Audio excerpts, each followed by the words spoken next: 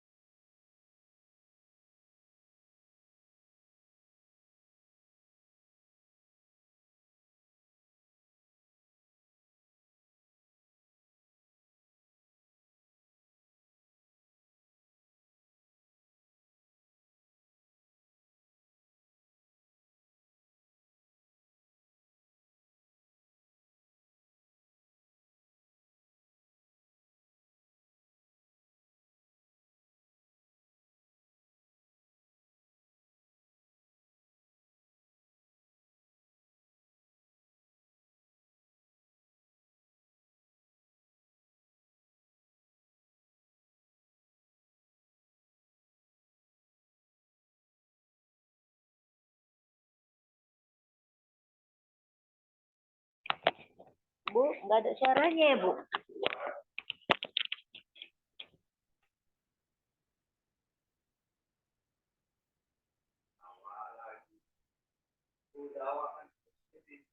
Nggak ada suara, Bu. Izin, Bu. Ya, berarti pelan kali ya. Saya coba.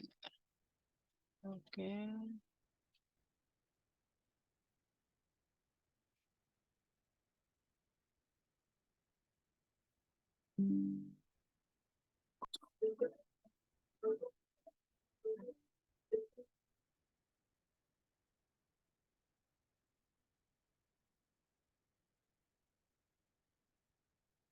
Coba saya ulang ya. Mudah-mudahan bisa.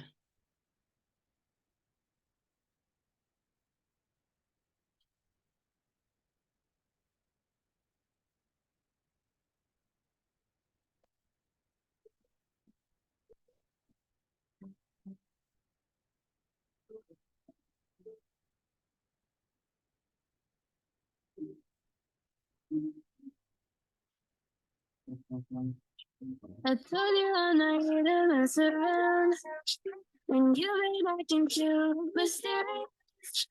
You didn't think I'd go, but do you know?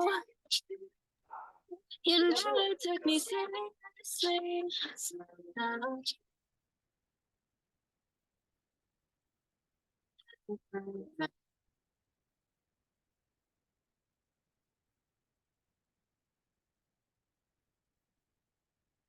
Itu punya siapa? Itu kelas E tuh. Iya, Bu, kelompok satu, Bu. Itu bisa. Hmm? Saya coba hidupkan lagi. Saya nggak tahu di mana yang apakan, tapi saya coba ya. Ini bisa saya buka. Bentar ya.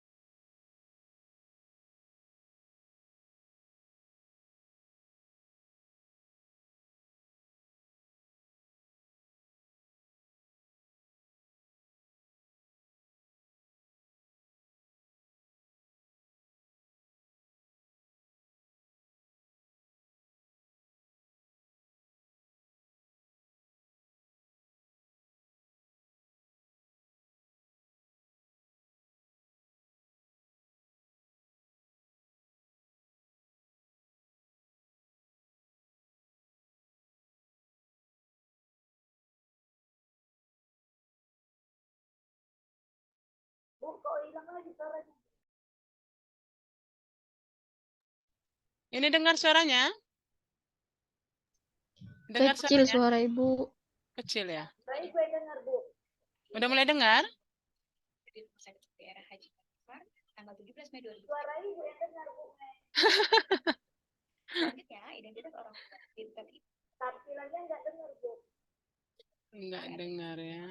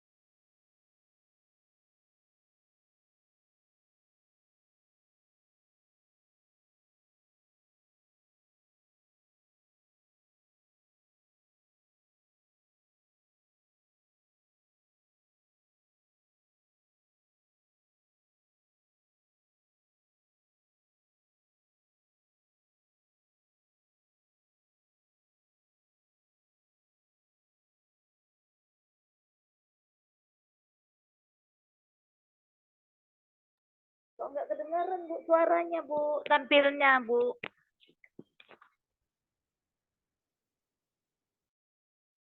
Dengan ST. Padahal udah saya kuat di sinilah semua. Tidak bernafas secara spontan.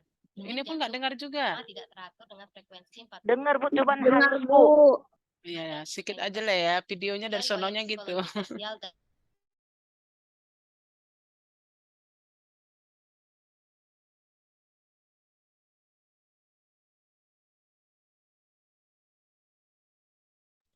Hilang lagi suaranya, Bu.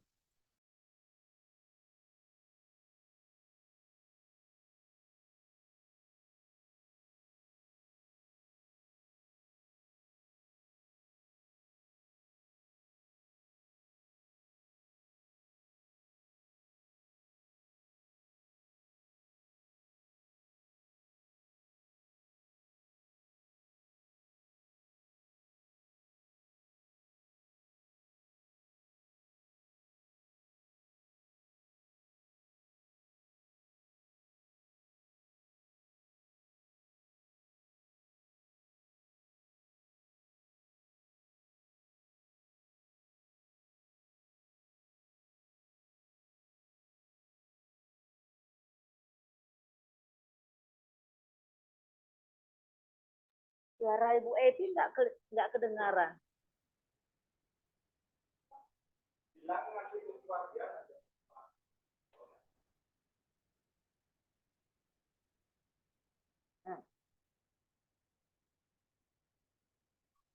Kok nggak kedengaran ya suara kok gitu?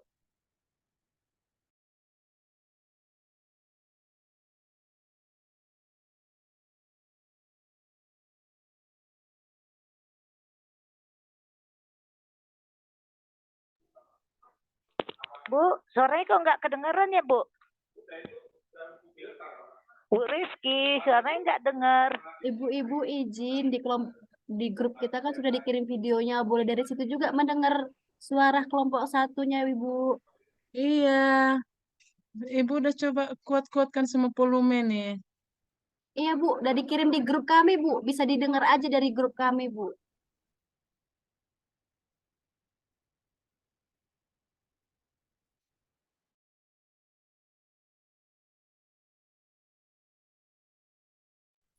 Kalau lagi Zoom mana bisa denger, Dek.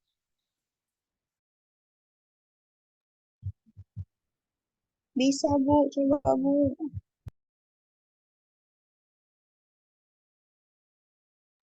Atau kalau yang share dari situ boleh kali ya? Gitu kah? Izin Bu, di grup juga udah Amel kirim Bu videonya Bu. Nanti ibu-ibu Ah, bisa dengar di grup yang Amel share aja Bu. Terima kasih Bu.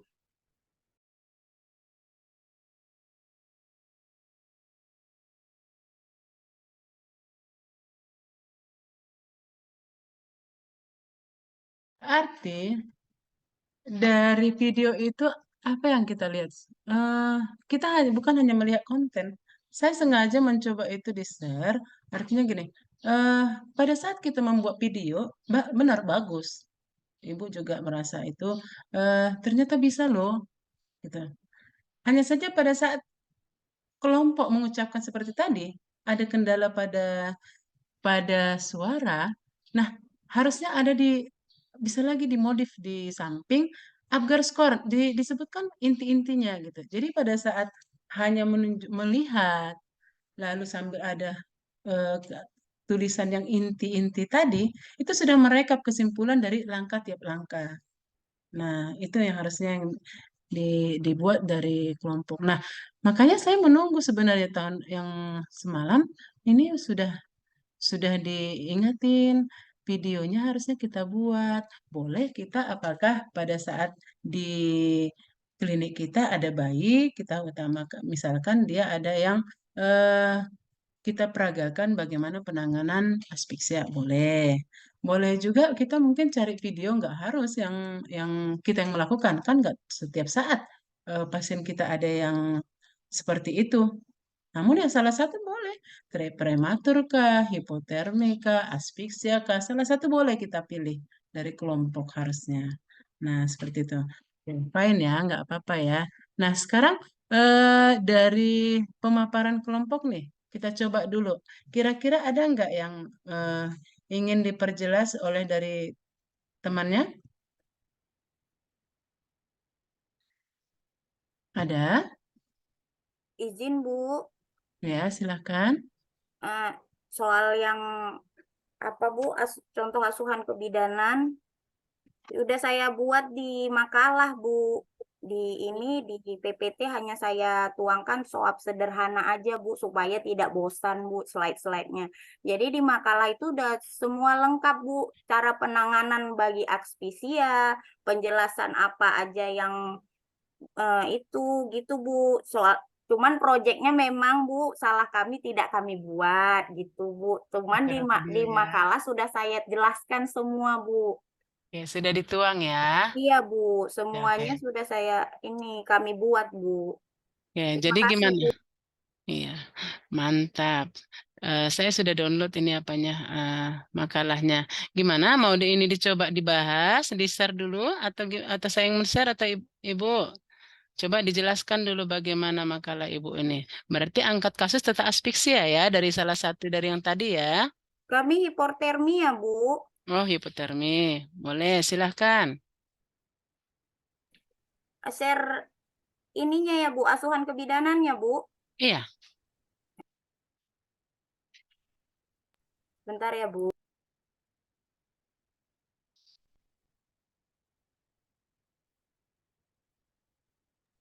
Bisa Kak Santi?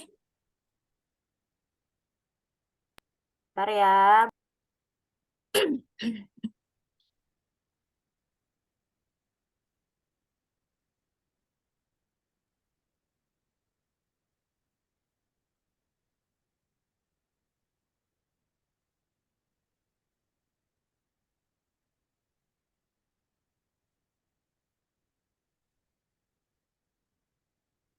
Yang kelompok pertemuan 7 dengan 8 ini kira-kira PPT-nya sudah ada nggak ya?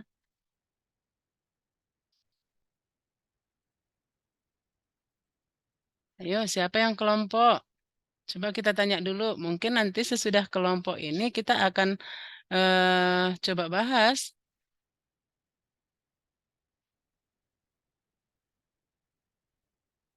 Dipersiapkan ya. Biar nanti materinya biar bisa sekaligus dikasih oleh dokter. Atau mungkin di les ketiga. Di les ketiga nanti yang kita bahas yang itu. Ini khusus untuk sekarang gitu ya.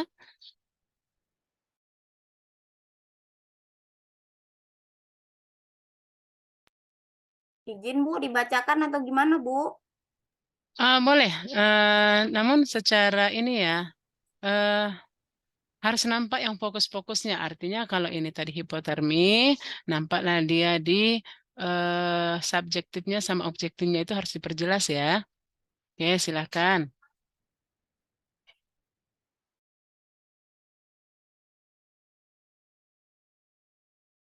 Pada neonatal. Mungkin kemarin sudah bicara tentang kegawat daruratan ibunya atau maternal. Nah, hari ini kita akan bicara tentang kegawat daruratan pada bayinya.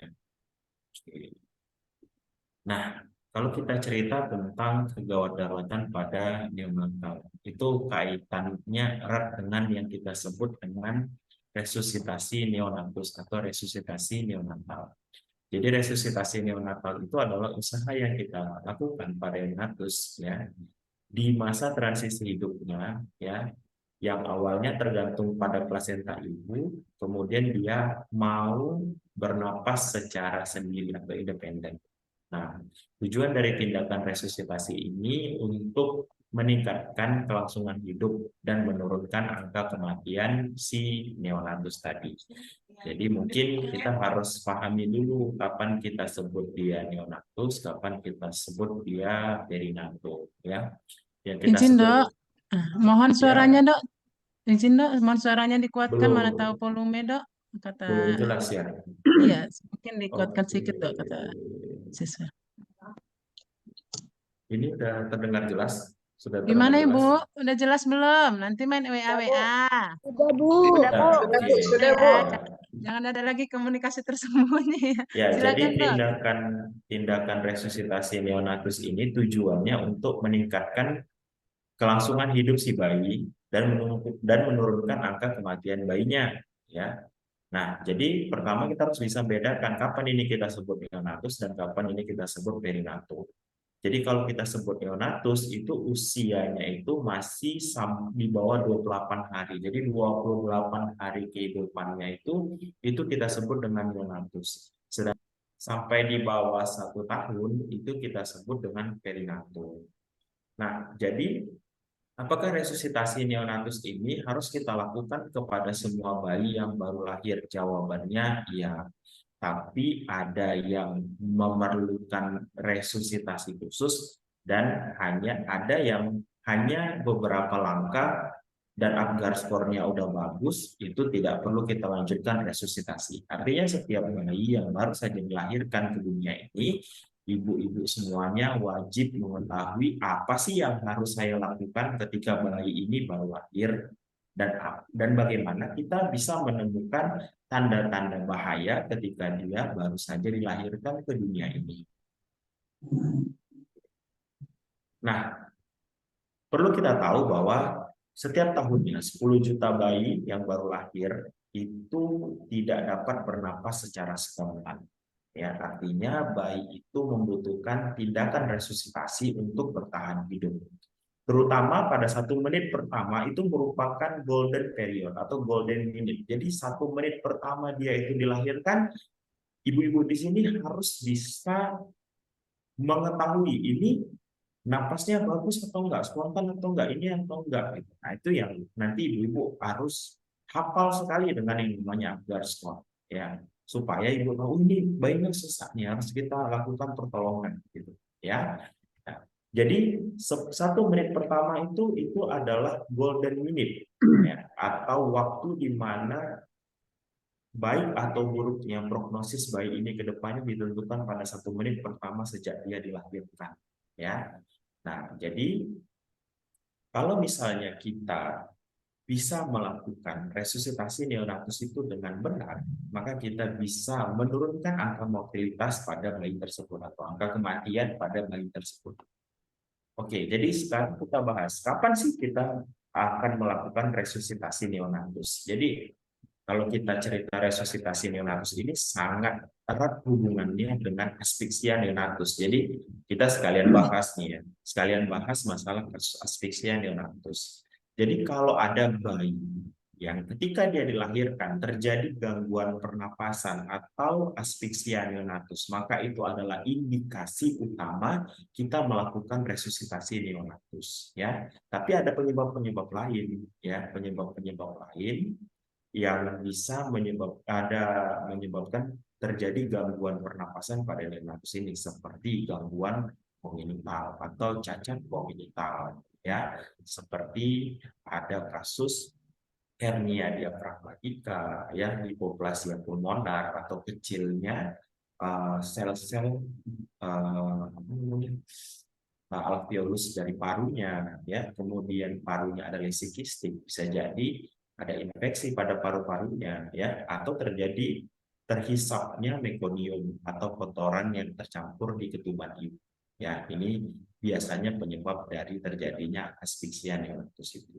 Maka dari itu, ya, kita wajib bisa menghitung yang namanya Apgar score agar kita mengetahui ini bayinya mengalami asfiksia atau tidak, ya. Oke, jadi bagaimana sih cara kita menghitung Apgar score, dan ibu-ibu harus tahu juga nih, ya, kayak mana cara menghitung Apgar score-nya.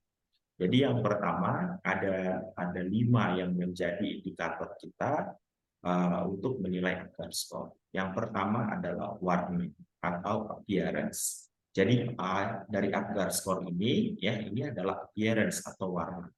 Jadi kita akan berikan skor 0 kalau seandainya kita dapatkan tubuh si bayi berwarna pucat atau berwarna kebiruan, ya. Jadi begitu warna bayinya biru, seluruh badannya biru, nah ini skornya 0.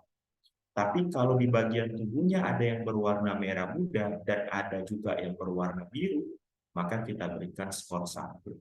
Ya. Kemudian kalau warna biru, warna merahnya, merah mudanya di seluruh tubuh, maka skornya 2.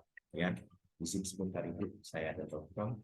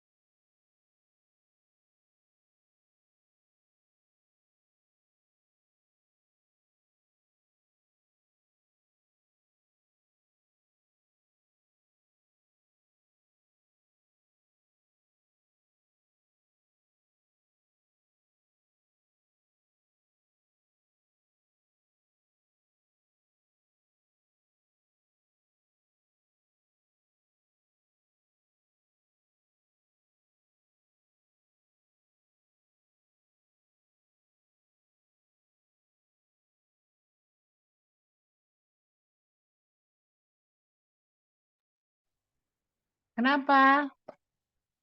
Lagi ini ya. Baik.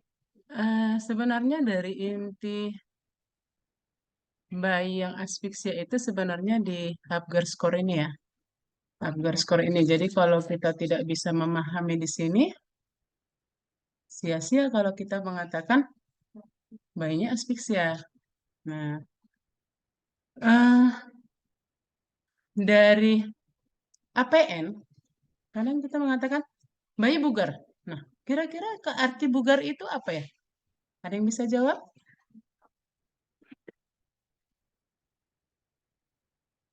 Apa arti bugar? Suara Ibu dengar nggak? Dengar, Bu. Nah, Dengar, Bu. kita kan di APN nih. APN mengatakan bayi bugar, ya kan? Ada gerak tangis yang aktif pada bayi, Bu. Warna kulitnya kemerahan dengan skor yang 8 sampai 10.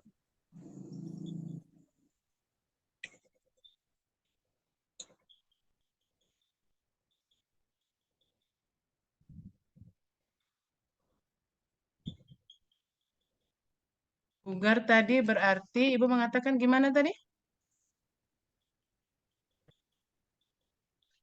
Adanya Apa tadi gerakan. bugar? Bugar itu artinya gerak tangis yang aktif, warna kulit Oke. kemerahan dengan skor tesnya 8 sampai. Ayo. Gerak aktif baru Berarti segera menangis, Bu. segera menangis. Lalu Warna kulit kemerahan.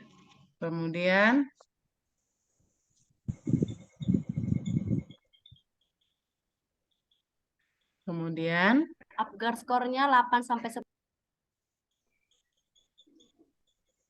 Apgar skor. Ayo, kan itu ada di kita pada saat APN. Bayi bugar. Nah, itu sebenarnya sudah mencakup gitu. Jadi kalau kita bilang gerak aktif, segera menangis, warna kulit merah, Apgar skor sekian. Emangnya di dalam Apgar skor itu tidak ada gerakan aktif? Ya kan? Gimana coba? Ada yang bisa menjelaskan di sini? Ya itu tadi Bu, dikatakan bayi bugar ya karena secara keseluruhannya nilai apgarnya itu 10 gitu Bu, makanya dikatakan bugar. Nah, itulah yang mau kita ambil. Artinya, kita pada saat melahirkan itu kan itu sudah emergensi ya. Itu hitungan detik. 8 detik saja, 8 menit saja otak tidak dapat oksigen, dia akan exit. Nah, pada saat kita mengatakan bugar, sebenarnya itu tidak boleh lagi kita bilang untuk dia asfiksia. Berarti kita sudah otomatis bisa untuk mengatakan keadaan umumnya itu semuanya baik. Nah, seperti itu. Nah, terkait dengan tadi Apgar score. Apgar score ini berarti pada saat bugar, kita nggak mungkin menilai, ini denyut jantungnya berapa ya, gitu. Kalau warna bolehlah kita lihat. Bugar, Bu, ya Bu, warnanya tadi merah. Oke, tapi denyut jantung, Ibu hitung lagi ke 100. Kenapa Ibu bisa mengatakan kalau memang itu sudah pasti 100? Karena menangis kuat dia Bu. Iya, kalau memang sudah ada tarikan nafas, gerakan otot otomatis berarti peredaran darah pun sudah mengalir ke seluruh tubuh. Nah, itu yang harus kita pahami. Kemudian, yang ingin saya sampaikan lagi, ini terkait nih, tadi kasus dari kelompok lah. Tapi belum saya buka ya, kasus dari kelompok. Karena materi saya lihat masih dalam tanda dan gejala. Tanda dan gejala. Pada saat pasien itu sudah akan mengalami asfiksia, berarti ada faktor-faktor risiko ataupun sebelum lahir ini kita sudah ada nih. Kemungkinan bisa jadi nanti anaknya ini akan asfiksia. Nah, apakah faktor risiko yang membuat bayi ini ada kemungkinan asfiksia? Gimana? Dari usia kehamilan biasanya Bu, satu. Biasa tuh yang ditemui kalau udah usia kehamilannya di bawah 37 minggu, pasti rentan dengan itu tuh Bu, nemu pasien gitu. Terus yang fetal distress Bu, misal tuh rujukan dari bidan kan, entah status lama gitu kan Bu. BJJ-nya tuh udah irregular di CTG. Nah itu biasanya lahir juga dengan asfiksia dia Bu. Terkait dengan di bawah 37 minggu. Apa hubungannya ya dengan asfiksia ya? Gerakan tonus ototnya Bu nggak kuat dia kalau belum 37 minggu, seringnya lemah gitu Bu. Terus itulah Bu. Mohon maaf tadi Bu, ada gangguan internet di rumah sakit Bu.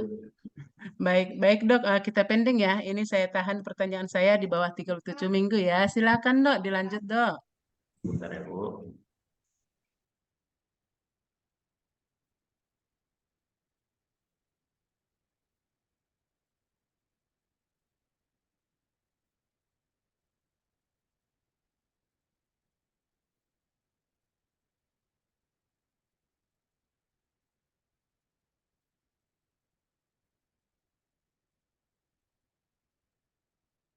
Oke, ya tadi kita sampai di Apgar score ya. Kalau semua tubuhnya berwarna kemerahan, itu kita berikan skor 2. Nah, kemudian selanjutnya yang menjadi penilaian kita adalah denyut jantung yang P-nya ini nanti kita sebut dengan pulse. Nah, kalau misalnya waktu kita cek frekuensi heart rate-nya atau detak jantungnya tidak ada, itu kita berikan skor 0. Tapi kalau misalnya ada, walaupun dia cuma 20, 30, tapi statusnya masih di bawah 100, kita berikan skor 1, dan kalau di atas 100 itu kita berikan skor 2. Kemudian ada refleks atau gerimis ya. Gerimis ini kalau misalnya tidak ada respon dari si bayi ya, maka itu skornya adalah 0. Nah, kalau kita dapatkan si bayi meringis atau menangis lemah, itu gerimisnya kita berikan skor 1. Nah, kalau dia menangis kuat atau bergerak aktif, nah itu skornya 2. Nah, ini biasanya kita sekali koreksi ada 3 ya. Kalau udah menangis itu biasanya respiratorinya atau pernapasannya juga kita berikan skor 2. Jadi gerimis 2, pernapasannya 2. Nah, kalau dia meringis atau menangis lemah itu kita berikan skor 1 pada gerimis dan pernapasan. Jadi biasanya kalau kita ngecek gerimis itu sekalian ngecek pernapasannya atau respiration-nya.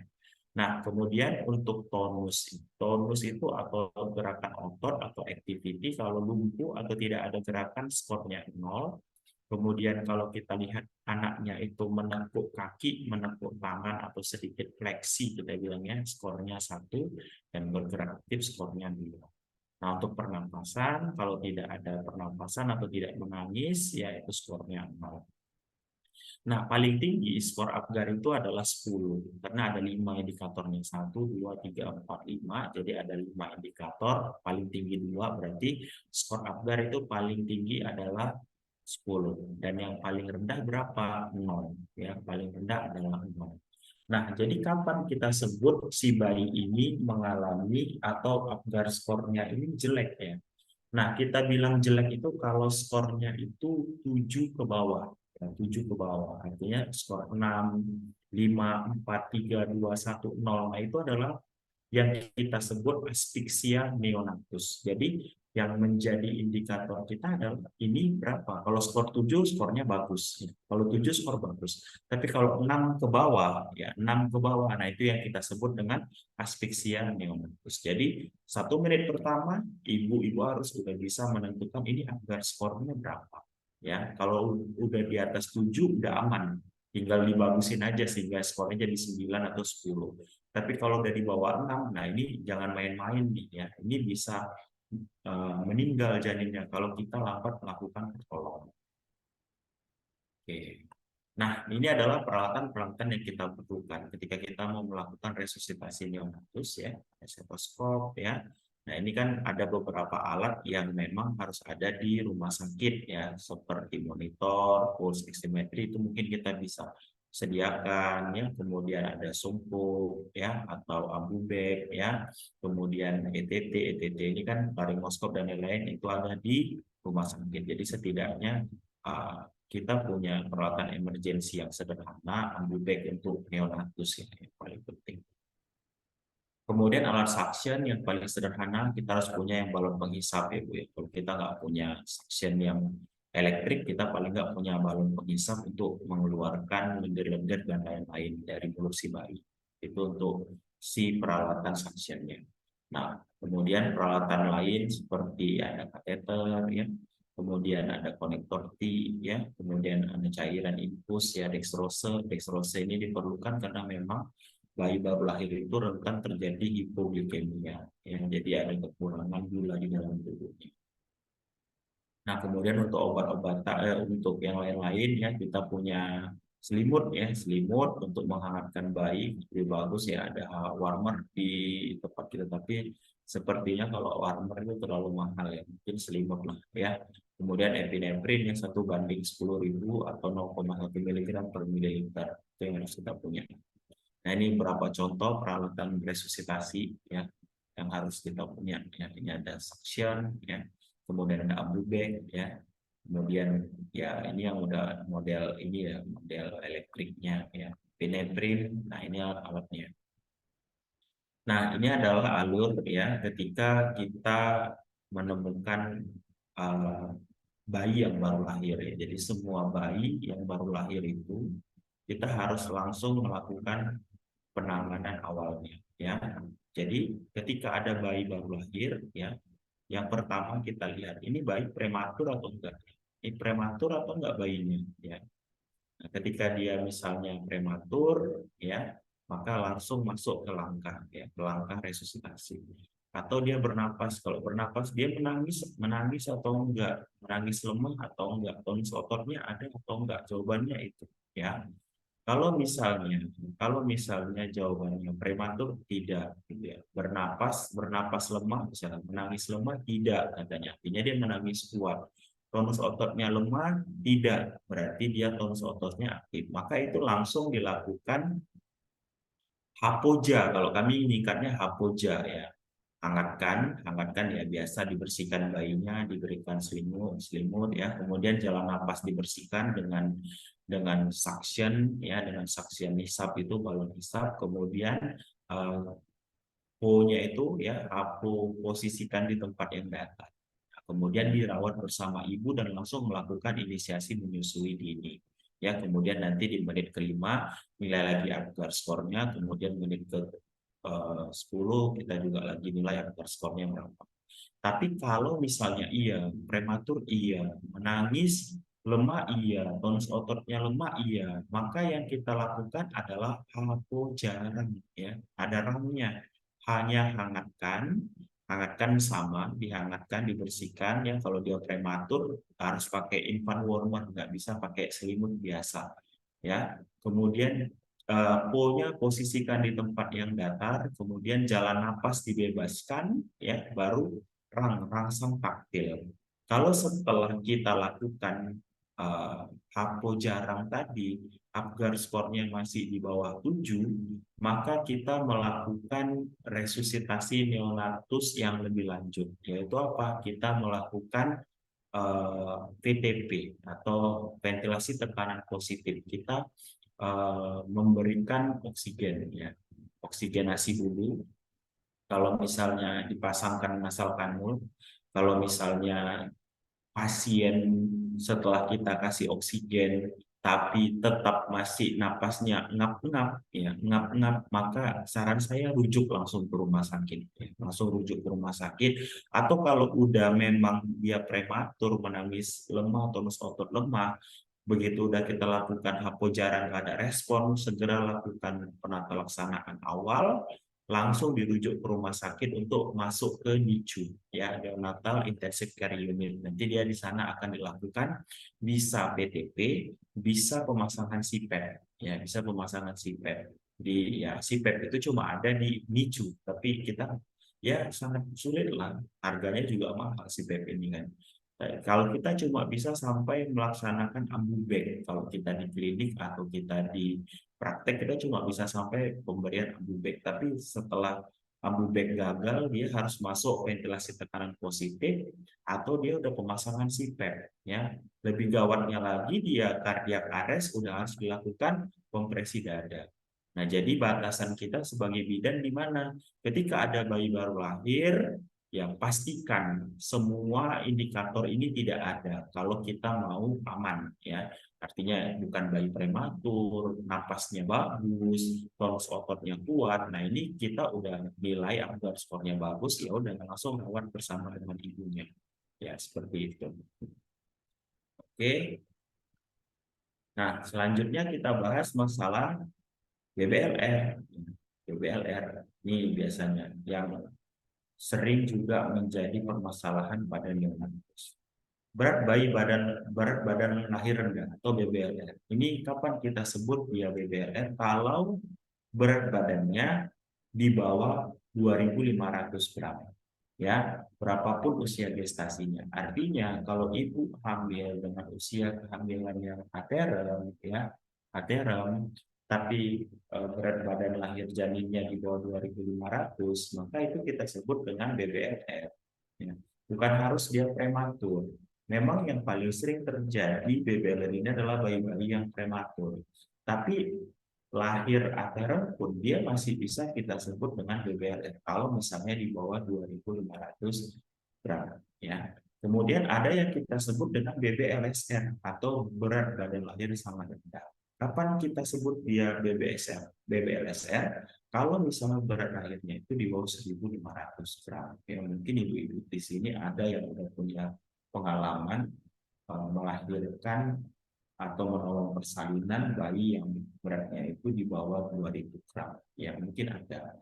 Kalau masih selamat, alhamdulillah. Ya, tapi jangan coba-coba lagi. Ya, kalau memang udah siap dengan resikonya, ya silakan, ya nggak ada masalah. Cuma yang di bawah 2.000 gram ini biasanya kita itu sangat repot karena biasanya kita butuh inkubator, kita perlu inform warmer dan lain-lain, ya, untuk melakukan pertolongannya. Nah, ada yang kita sebut dengan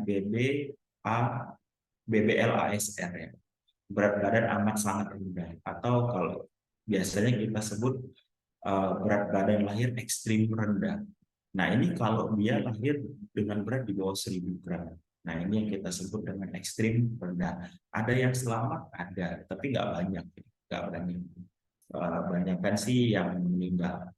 Nah, jadi kalau misalnya kita udah dapatkan kasus ini, ya maka kita harus segera antisipasi, ya. Kita segera antisipasi komplikasi yang mungkin muncul ketika kita menemukan bayi-bayi dengan berat lahir yang rendah. Nah, berdasarkan epidemiologinya, ya, bahwa kasus BBLR itu mencapai 15,5% seluruh kelahiran yang ada di dunia ini. Ya, artinya sekitar 20,6 juta bayi itu lahir dengan BBLR. Nah, di Asia sendiri itu paling banyak kasusnya di Asia Selatan, Asia Tenggara, so sentral atau Asia Tenggara, yaitu sekitar 27,1%. Kenapa di Asia Tenggara? Gitu ya? Karena kita memang rata-rata di Asia Tenggara ini adalah negara berkembang. Ya, jadi mungkin edukasi selama kehamilan, ya, antenatalnya itu masih kurang. Ya, peran-peran para ibu bidan di sinilah yang memang harus mengedukasi ibunya agar bayi itu nanti dilahirkan tidak dengan berat badan di bawah 2.500, ya. Kemudian untuk kasus di Indonesia sendiri, ya, kasus di Indonesia sendiri itu di tahun 2019 didapatkan ada sekitar 3,4% bayi yang lahir itu dengan BBLR, atau sekitar 111.000 jiwa bayi yang lahir dengan BBLR. Oke, nah apa aja sih penyebab yang bisa menyebabkan bayi itu lahir dengan berat yang rendah? Ya, biasanya malnutrisi selama kehamilan. Tidak bisa kita pungkiri bahwa negara kita ini adalah negara yang berkembang dengan angka ekonomi yang masih di bawah rata-rata. Ya. Nah, jadi biasanya karena kurangnya pengetahuan ibu hamil tentang pentingnya nutrisi pada kehamilan ini menyebabkan janin bertumbuh tidak baik.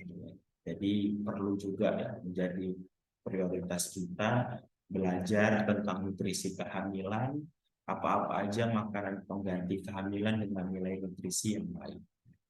Kemudian ada riwayat komplikasi selama masa kehamilan ya, seperti perdarahan, eklamsi, demam, infeksi, atau ada terjadi nyeri perut yang hebat. Kemudian ada penyakit kronis seperti diabetes dan hipertensi, karena memang penyakit diabetes ini itu bisa mengganggu hormon si janin sehingga penyerapan nutrisi pada si bayi ini tidak baik ya. Sedangkan hipertensi ini biasanya gangguan suplai darah ke janinnya. Kemudian penggunaan alkohol, merokok, dan obat-obatan terlarang, ya ini udah pasti lah ya, pasti sangat berpengaruh terhadap perkembangan janin. Kemudian hemoglobin, ya hemoglobin atau HB ibu, ya. Kenapa HB ibu ini berpengaruh bisa menyebabkan dia itu terjadi BBLR? Karena hemoglobin ini fungsinya mengangkut nutrisi yang dimakan oleh ibu untuk diantarkan ke janin. Kalau kurirnya sedikit, ya otomatis makanan atau nutrisi yang masuk ke janin itu rendah. Ya. Sehingga apa? Sehingga ya janinnya itu kekurangan nutrisi untuk tumbuh dan berkembang. Ya, kemudian aktivitas selama masa kehamilan, ya, seperti ibunya wanita karir ya terlalu sibuk ya bekerja melebihi porsinya sehingga kelelahan, ya. Kemudian kondisi sosioekonomi ya itu tadi, ya sosioekonomi ini yang paling banyak hubungan eratnya dengan kejadian malnutrisi ini, ya. Oke. Nah, bagaimana cara kita menegakkan diagnosis dari BBLR ini? Nah, untuk penegakan diagnosis dari BBLR ini, yang pertama kita harus lihat dulu ibunya punya faktor resiko atau enggak untuk terjadi BBLR ini. Ya, apa aja faktor resikonya? Seperti usia ibu yang sudah terlalu tua, ya. Kemudian HPHT-nya bagaimana? HPHT ini nanti waktu proses persalinannya itu dia ini prematur atau enggak, ya, terem atau enggak. Kemudian riwayat kehamilan sebelumnya ada BBLR atau tidak, ya. Kemudian nutrisi selama kehamilannya, kemudian gaya hidup si ibu bagaimana, aktivitas fisiknya bagaimana. Nah, ini hanya faktor resiko. Tapi untuk penegakan diagnosisnya itu memang ketika bayi ini dilahirkan, ya. Ketika bayi ini dilahirkan seperti apa berat badannya? Kalau kita timbang berat badannya di atas 2.500, berarti itu BBLN, berat badan lahir normal. Tapi kalau udah di bawah 2.500 gram, berapapun usia kehamilannya, maka tegak diagnosis BBLR. Jadi sangat mudah untuk menegakkan diagnosis BBLR. Kalau misalnya si bayi lahir beratnya di bawah 2.500, udah tegak BBLR-nya, ya. Maka kalau udah tegak diagnosis BBLR-nya, selanjutnya kita fokus untuk pelaksanaan atau pengobatan pada si ibu bagaimana dan si bayinya. Nah, untuk penanganan dari BBLR ini difokuskan kepada terapi suportif. Artinya memang kita itu fokus untuk mengejar menaikkan berat badannya, menormalkan suhunya, ya, kemudian mencegah infeksi dan lain-lain. Ya. Nah, untuk pemberian nutrisi, ya, pemberian nutrisi disarankan untuk pemberian enteral atau menggunakan OGT oral gaster tube ya. Karena anak-anak nggak bisa pakai NGT ya, pakai OGT ya, pakai OGT. Artinya dia diberikan terapi nutrisi melalui pipa selang ya, karena si anak ini biasanya kalau udah mengalami BBLR-nya minum susu pun malas, yang ini pun malas, jadi kita harus masukkan melalui selang pipanya ya. Kalau misalnya dari selang pipa nggak dapat, ya terpaksa kita harus memberikan secara parenteral atau secara intravenal. Ya. Kemudian jenis nutrisinya biasanya kalau ibunya ada ASI adalah makanan terbaik untuk ibu untuk bayi. Ya. Jadi pilihan pertama kita ASI. Tapi boleh diberikan pendamping susu formula ya yang bisa meningkatkan berat badan ya.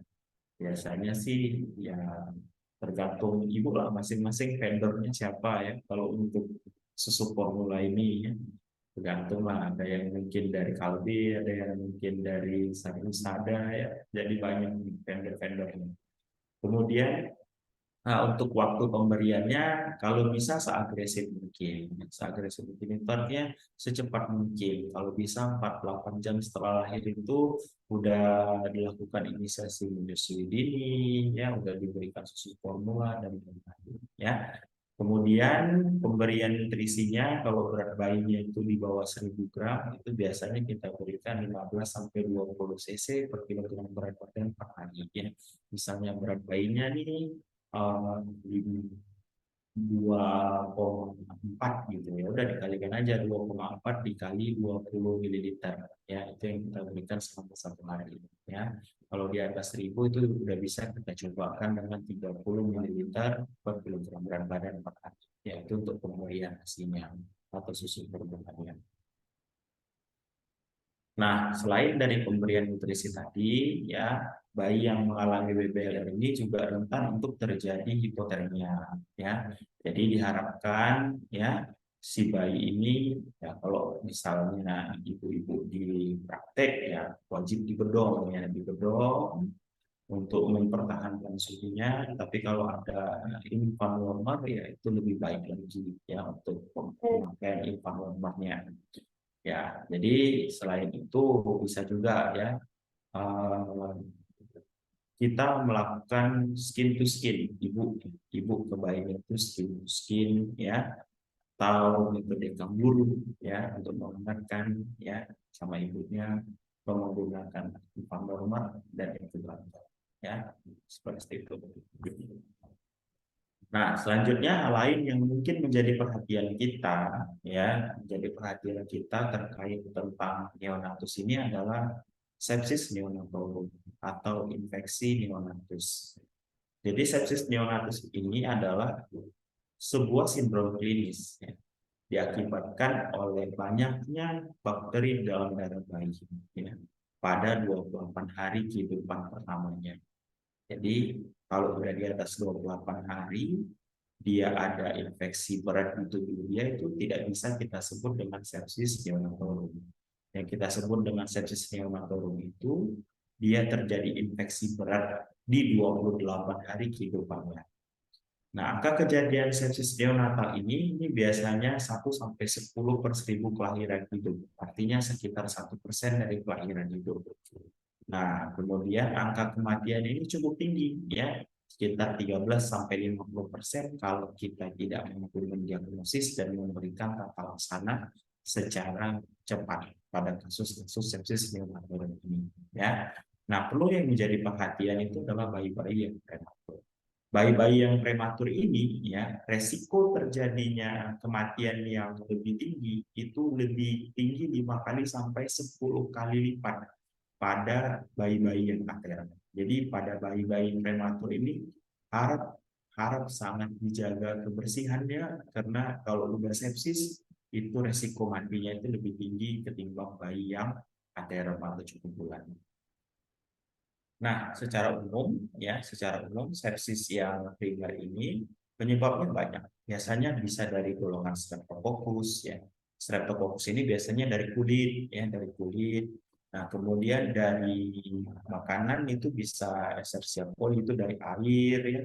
Staphylococcus Streptococcus itu dari ini ya, dari kulit. Haemophilus influenza itu biasanya dari saluran napas ya.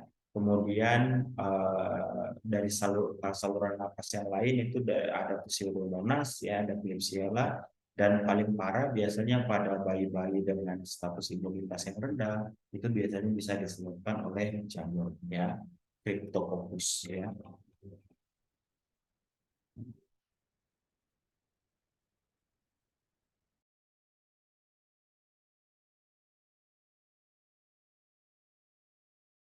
Izin dokter, nggak dengar suaranya dokter. Dia lagi jawab telepon itu berarti. Dari sini kita ketahuan ya, setiap pasien ataupun bayi yang prematur itu pasti rentan dengan sepsis, ya kan? Artinya saya dulu ada pasien pada saat dia prematur seperti itu ya.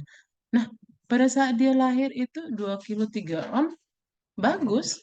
Nah, pada saat dia dibawa pulang pada pasiennya, ternyata dia hanya masalah sedikit aja, tersedak. Nah, jadi pasien itu tidak bisa, mungkin dia, kita nggak tahu ya, dia minta pulang malam, sudah lewat 6 jam, karena dekat, tetap juga bermohon pulang. Pada saat beberapa jam kemudian dia pulang, ibu, kenapa? Saya lihat udah pasiennya udah, seperti itulah. Artinya, akhirnya kita bantu, kita bawa ke rumah sakit. Lalu saya bertanya, Dok, kenapa bayinya? Tadi kan bagus, walaupun dia prematur, dia bagus. Ini kemungkinan besar tersedak. Sesudah tersedak, lalu infeksi. Hah, secepat itu? Nah, kita mikirnya situ. Nah, dari penjelasan dokter setahap ini mengatakan bahwa memang sepsis primer itu sangat rentan terjadi pada pasien bayi yang prematur, dan inilah yang menyebabkan kuman-kuman ternyata sampai ke aspeksia itu. Nah, seperti itu. Dan cepat sekali. Kami sudah coba bantu ya ke rumah sakit yang terbesar itu sebenarnya pemerintahan ya, tapi nggak hanya 3 hari atau 2 hari, saya lupa. Nah, seperti itu. Nah, kira-kira nih orang ibu-ibu pernah nggak dapat kasus yang sama dengan yang aspeksia yang akhirnya tidak bisa ditolong? Ada?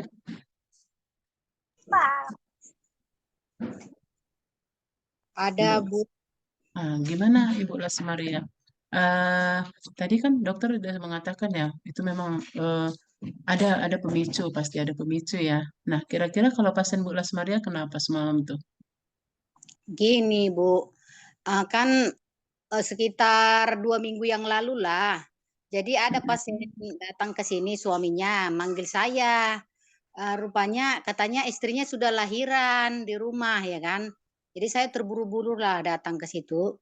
Rupanya kondisi si bayinya ini sudah keluar Bu, di luar sama uri-urinya sudah keluar. Jadi bayinya itu tidak bergerak. Tidak bergerak. Setelah itu dia agak kebiru-biruan, tak ada pergerakan. Jadi kan sampai saya di situ, saya isep lah Bu sedikit saluran napasnya, diselem sedikit, tapi tidak masuk kali lah Bu. Karena ada juga Bu sedikit dari mulutnya itu mengeluarkan darah Bu. Darah. Jadi kan saya di luar-luarnya itu aja saya selem. Sudah itu mulailah dia bergerak sedikit. Udah itu saya ambillah oksigen, memang saya bawa. Setelah saya bawa oksigen saya masukkan, barulah dia Bu agak-agak bersuara, tapi suaranya agak meringik gitu. Gitu Bu, meringik. Jadi setelah itu saya bedong, saya kasih oksigen masih tetap. Setelah itu saya rujuk Bu ke puskesmas. Di puskesmas saya kasih tahu jalan ceritanya. Di sana dirawat. Dia lahirnya sore jam-jam 5. Paginya udah rame-rame Bu. Bayinya udah nggak ada Bu gitu Bu. Berat badannya itu sekitar 1 kilo lah Bu. Yang dibilang BBL/ASR itu Bu, sangat rendah sekali Bu. Jadi memang payah untuk apanya Bu, untuk hidupnya sangat sulit Bu, sangat nggak ini Bu, nggak bisa Bu gitu Bu.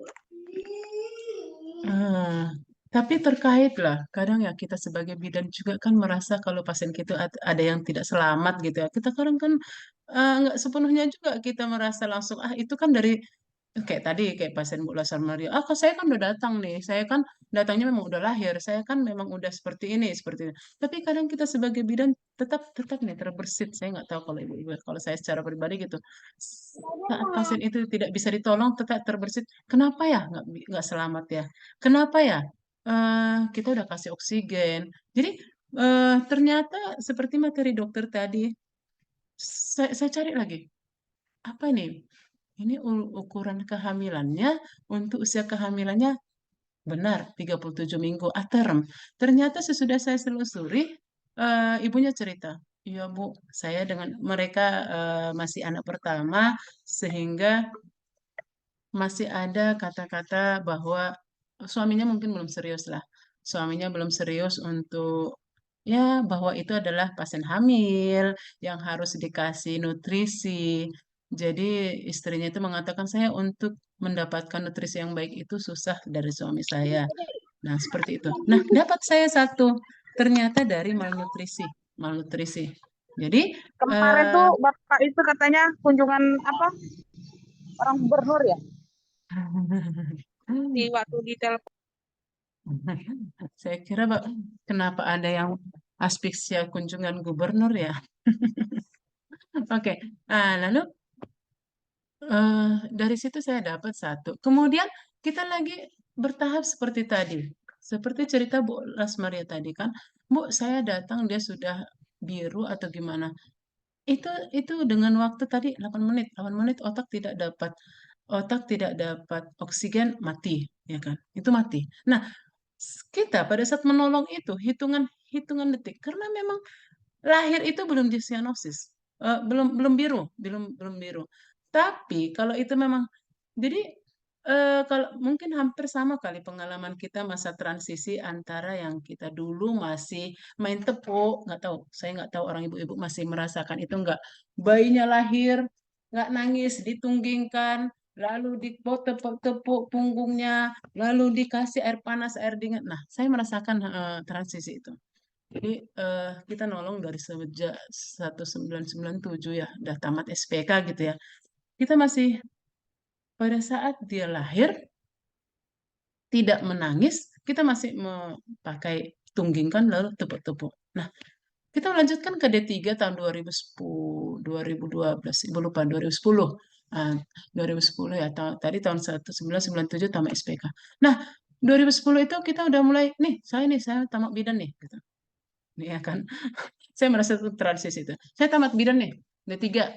Semalam saya nolong partus tamatan SPK. Pasiennya lama lahir, saya nggak tahu, saya ikut saja. Tuhan menolong, nggak ada apa-apa.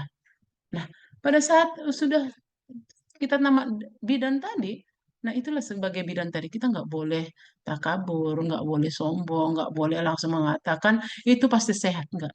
Kita langsung dikasih cobaan yang pertama melahirkan itu yang resti tingkat 1, kala 1, kala 2, kala 3, kala 4. Jadi kami di dalam satu kelas ini sama seperti ibu-ibu. Satu yang udah punya klinik, yang setiap kalau kuliah itu, ya tunggu nanti ya lagi kuliah. Jadi asal kuliah paling kering, nah dia banyak pasiennya. Lalu saya kebetulan dari Pekanbaru, jadi baru buka di Medan tuh belum seramai dia. Nah ada satu lagi, jadi kami 3 sekawan nih. Ada satu lagi dari rantau rapat dia di bagian rumah sakit yang bagian neonatus. Nah, lalu kami rindu ya, kita yang sering nolong rindu kadang. Namanya teman kami ini, Kak, nanti kalau ada pasien partus panggil kami ya. Kami dari rindu nih yang nolong gitu. Kenapa? Masa transisi pada saat kita di Pekanbaru yang kita masih sebagai bawahan dari dokter, yang ada melindungi kita satu instansi, ternyata kita beda pada saat kita membuka baru. Nah, banyak pertimbangan. Oh, benarkah? Jadi masih transisi lah seperti itu. Oke, katanya. Lalu kami datang. Kami lihat muka kakak itu sudah agak suntuk gitu. Gimana, Kak? Iya, dari tadi nggak lahir nih katanya. Lalu kami mulai nih, TBJ 41 cm. Apa? Mengatakan bahwa sebenarnya itu sudah termasuk TBJ-nya besar. Tafsiran berat janinnya itu sudah besar. Nah, ketahuan dia kala 1 itu memang sudah lama. Tadi kan ada nih. Pada saat pemicunya itu partus macet. Nah, saya benar, saya soal materi, soal kalau di kelas saya suka tuh belajar. Saya suka. Saya langsung pergi ke belakang, ya kan? Pergi ke belakang, saya baca lagi. Nanti kalau diskusi apa ya yang saya buat. Nah, lalu baca, oh iya. Lalu saya kembali lagi ke ruang partus. Oke. Nah, dengan kakak yang punya klinik tadi pede pada kami. PD-nya kenapa? Dia ada pasien imunisasi. Ya, saya pegang. Kami berdua di situ standby. Benar, pasiennya lahir.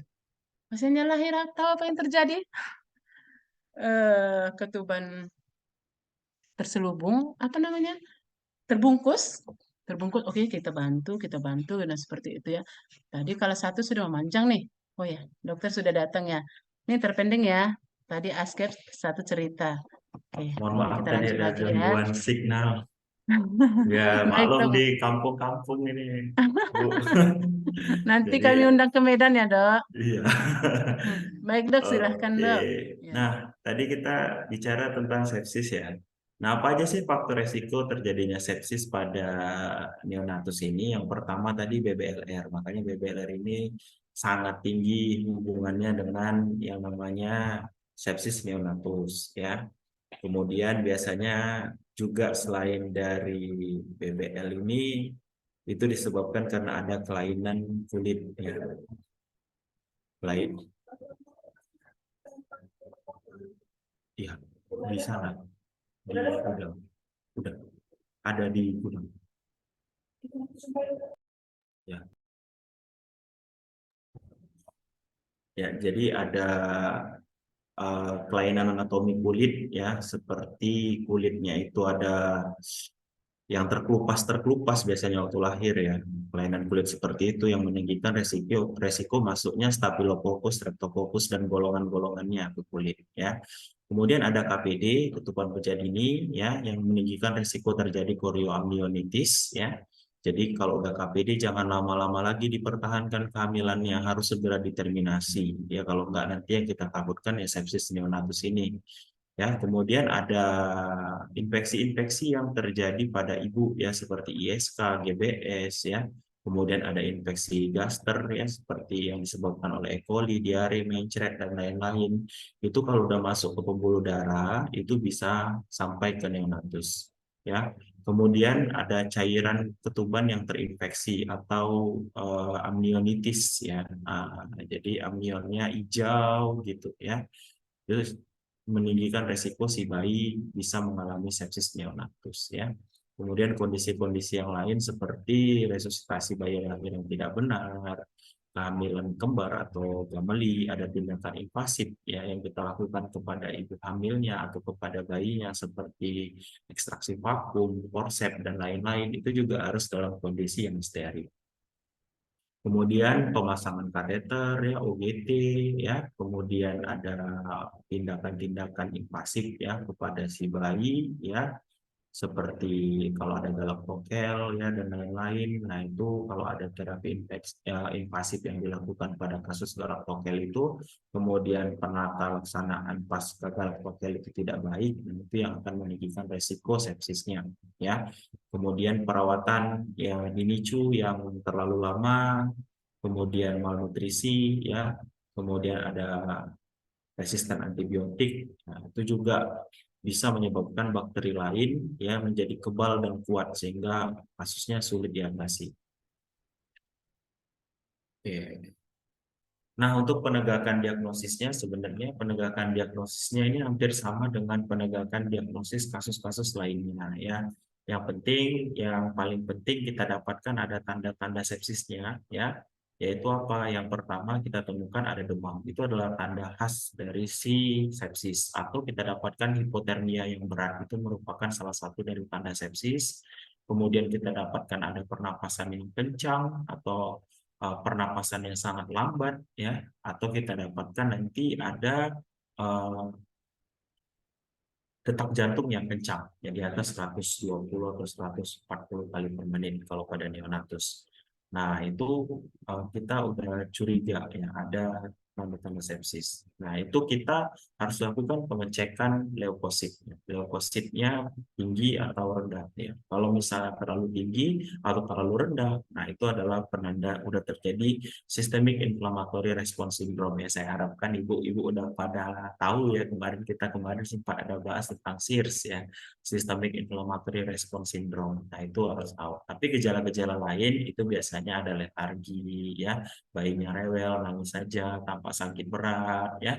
Kemudian ya sianosis, pucat, ada bintik-bintik, itu adalah penanda-penanda yang tidak khas. Tapi yang khasnya itu adalah demam tinggi, sesak napas berat, atau tidak bernafas sama sekali, pernapasannya lemah, kemudian nadinya kencang atau nadinya lambat, dan ada peningkatan leukosit atau sel darah putih. Nah, kalau kita dapatkan ada faktor-faktor resikonya yang memungkinkan untuk terjadinya infeksi atau udah jelas ada tanda-tanda infeksi pada neonatus itu, seperti ya ada ditemukan pus atau ditemukan ada luka-luka dan lain-lain. Nah, itu kita harus curiga ini jangan-jangan sepsis neonatorum, ya. Nah, kalau udah sepsis ini, ya itu pemeriksaannya yang paling penting adalah darah, ya, darah. Nah, ini kan harus rujukan udah kasusnya, ya, karena periksa darah kita cek leukositnya. Leukositnya kita dapatkan akan meningkat, ya. Nah, kalau misalnya kita udah dapatkan ada spesimen, bisa kita lakukan kultur, ya kita kultur, ya kita kultur. Nah, kemudian kita lakukan pemeriksaan radiologi kalau diperlukan. Nah, ini semuanya cerita rujukan. Nah, apa sih yang kita lakukan ketika kita menemukan kasus sepsis neonatus ini? Yang pertama, yang harus kita lakukan sebagai seorang bidan adalah ketika kita melakukan instrumen kepada ibu hamil atau kepada neonatus harus dalam kondisi steril atau bersih, ya, karena untuk meminimalisir terjadinya infeksi pada si ibu ataupun pada si janin. Itu yang paling penting untuk pencegahannya.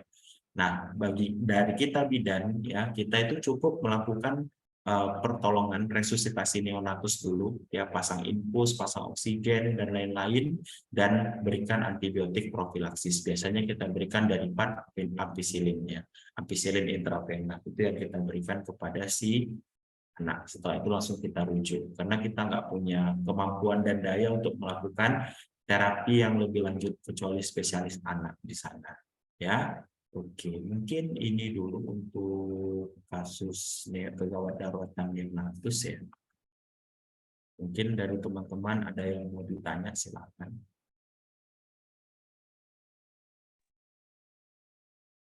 Oke, terima kasih Dok. Berarti itu ternyata itu ya pemicu kenapa selama ini sebenarnya momok yang besar ya Dok. Jadi kami mungkin saya dan teman-teman yang lainnya juga yang di lapangan ini sangat sering, dan ini termasuk sering lah. Setiap persalinan ini yang kami takutkan. Karena hitungan detik jika sudah menangis baru agak lega bernapas sekali bidannya kan. Kalau nggak menangis kenapa gitu. Nah, ternyata ini yang menyebabkan banyak terjadi. Nah, bagaimana ibu-ibu? Ada yang mau bertanya?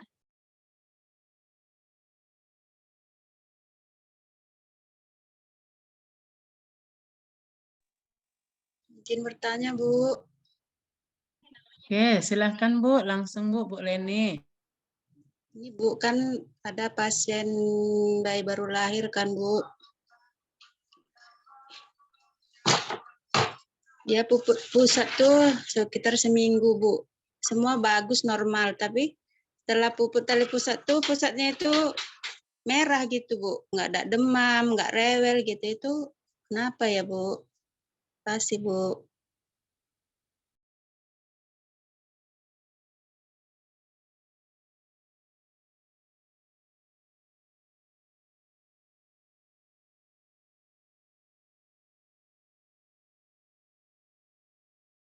Izin Bu, boleh diulangi pertanyaannya Bu? Tadi kurang jelas Bu. Ini Pak, kan ada pasien bayi baru lahir kan Pak. Itu puput pusatnya berkisar seminggu Pak. Tapi setelah itu pusat itu merah Pak. Nggak ada demam, nggak rewel, bayinya biasa aja. Itu kenapa dan gimana penanganannya Pak? Sekarang dia udah umur berkisar 6 tahun. Tapi kadang dia kambuh gitu, Pak. Oh, ya. Pak. Baik, Bu. Itu kita cerita kasusnya namanya onkalitis ya, Bu, atau infeksi pada area pusar ya, atau umbilikal. Nah, kadang kalau kita berharap ada tanda-tanda infeksi terus kita menemukan kasus yang berat, ya itu berarti udah kasusnya infeksi berat. Nah, infeksi ini juga kita bagi menjadi 3, ada infeksi ringan, sedang, dan berat. Kalau infeksi yang ringan, yaitu mungkin kita hanya menemukan tanda-tanda fisiknya saja, tapi tidak ada menemukan tanda-tanda sistemiknya. Tanda-tanda sistemiknya itu seperti demam, nyeri-nyeri badan semuanya. Nah, itu adalah tanda dari sistemik. Contoh kalau kita ada infeksi pada kulit ya, contoh kulit kita berwarna kemerahan, digigit nyamuk, itu kan juga infeksi. Tapi kan tidak ada gejala yang kita rasakan, badan kita nggak demam. Nah, sama seperti kasus tali pusat tadi ya, kalau misalnya dia hanya infeksi ringan, yaitu kita nggak akan menemukan gejala sistemiknya gitu. Ya seperti demam dan lain-lain itu kita tidak menemukan tanda-tanda sistemiknya. Tapi kalau udah ditemukan tanda-tanda sistemiknya, nah itu dia bisa ke berat dan itu yang bisa jadi mengarah ke sepsis. Nah, jadi kalau misalnya kita udah temukan tanda-tanda infeksi pada tali pusatnya, karena nggak ada gejala, jangan nggak kita obati, harus kita obati. Karena semuanya itu pasti dimulai dari yang ringan dulu. Dia nggak diobati, berlanjut, masuk ke pembuluh darah, baru dia menjadi infeksi yang berat. Nah, seperti itu. Jadi kalau cerita kambuh-kambuhan, kok bisa kambuh di usia 6 tahun ya, tergantung kayak mana perawatan pusatnya. Ya kita kan nggak tahu pusatnya itu bersih atau enggak, ada luka enggak daerah situ, sering gatal enggak daerah situ, ada luka, ada masuk bakteri atau enggak di situ. Nah, yang penting kan itu kan kambuh. Kalau cerita kambuh berarti ada pemicu. Nah, kita harus cari tahu pemicunya apa. Apakah karena kurang bersih area pusatnya, atau jarang digosok ke dalam, ya itu yang harus kita cari tahu dan harus kita edukasi kepada pasien kita sehingga ke depannya nggak terjadi lagi seperti itu. Terima kasih, Pak. Ya, sama-sama, Bu. Oke, ada yang lain? Silakan. Bu, izin bertanya, Bu. Ya, silakan. Saya ingin bertanya, Pak. Kemarin kan ada pasien saya baru melahirkan. Terus bayinya itu gitu melahirkan kan, Pak, nggak menangis, napasnya pun udah satu-satu gitu kan, Pak. Cuman herannya kan, Pak, dia bukannya lama di jalan. Soalnya dia jam 3 subuh saya dipanggil, buka 3.4. Jam 6 udah buka lengkap. Cuman dia di jalan pun bukannya lama gitu kan, Pak. Paling 3 kali ngedan udah lahir. Tapi begitu lahir kan, Pak, nggak nangis dia. Udah napasnya pun udah satu-satu. Terus saya bersihkan jalan lahirnya, saya pasang oksigen. Tapi juga nggak ada ini kan, Pak. Cuman kemarin kata ibunya itu, karena dia minum obat 2 hari sebelumnya itu kan, Pak. Karena dia ada pembengkakan di payudaranya, entah kayak bisul gitu kan, Pak. Dia berobat ke bidan A. Terus dikasih dia obat gitu kan, Pak, seperti suprabiotik, metilprednisolon, asam mefenamat, sama isi CTM sama Dexa. Terus yang saya mau tanyakan kan, Pak, apakah karena pengaruh obat-obatan itu makanya bayinya ada masalah gitu? Soalnya dia di jalan bukannya lama gitu, Pak, baik semua. Cuma 3 kali ngedan udah lahir bayinya, cuman gitu lahir nggak ada menangis, lemas bayinya. Terus napasnya pun udah satu-satu gitu kan, Pak. Yang saya mau tanyakan apakah karena pengaruh obat itu tadi, karena 2 hari sebelumnya ibunya minum obat itu, Pak. Ya. Terima kasih, Pak. Ya, sama-sama, Ibu. Kalau kita cerita ada hubungannya dengan obat atau tidak, ya itu kemungkinan ada, karena ada beberapa obat yang mungkin diberikan itu merupakan kontraindikasi pada ibu hamil, seperti metilprednisolon ya. Jadi pemberian kortikosteroid yang sistemik yang dimasukkan ke dalam tubuh ya, itu bisa mempercepat proses maturasi parusi janin ya. Akibatnya apa? Janin belum lahir tapi udah dipaksa bernapas di dalam perut ibunya. Ya, bisa jadi ada masuk nanti mekoniumnya atau amnionnya masuk sehingga waktu lahir dia nggak bernafas. Ya bisa jadi ya. Tapi perlu dilakukan pengkajian lebih lanjut kenapa dia nggak bernafas ya. Nah, untuk itu ya perlu teman-teman itu belajar sedikit tentang obat-obat apa saja sih yang nggak boleh kita berikan kepada ibu hamil, itu apa gitu ya. Antibiotik golongan yang mana yang nggak boleh kita berikan pada ibu hamil, mana yang boleh kita berikan pada ibu hamil. Nah itu harus teman-teman sedikit tahu atau belajar lah di buku ya. Nanti itu biasanya ada ini antibiotik ini kelas A untuk ibu hamil, yang ini untuk kelas B untuk ibu hamil, yang ini kelas C. Kelas A biasanya yang aman, kelas B ini yang ada ditemukan komplikasi ketika dia diberikan obat ini kepada ibu hamil tersebut ya. Jangan main tebas-tebas aja nih demam langsung semuanya dikasih antibiotik. Nggak semua demam itu dikasih antibiotik karena belum tentu semua demam itu disebabkan karena infeksi. Kalau teman-teman nggak percaya, coba puasa, ya puasa nggak minum, itu pasti suhu tubuh naik. Terus gara-gara itu kita kasih antibiotik kan enggak? Ya, jadi kita harus tahu dulu nih demam disertai dengan nampak jelas ada tanda infeksinya, baru itu kita sebut dengan infeksi. Nah, baru kita ada indikasi pemberian antibiotik. Jangan setiap demam, setiap batuk, setiap pilek semuanya antibiotik masuk. Ya belum tentu ya. Karena batuk pilek juga ada disebabkan oleh virus. Nah, virus ini nggak mati dibunuh oleh antibiotik. Nah, jadi seperti itu. Kalau ditanya ada hubungannya? Ada. Kemungkinan ada. Tapi perlu pengkajian lebih lanjut. Apakah memang obat itu yang menyebabkan si bayi tadi tidak bernafas ketika dia lahir? Ya, seperti itu.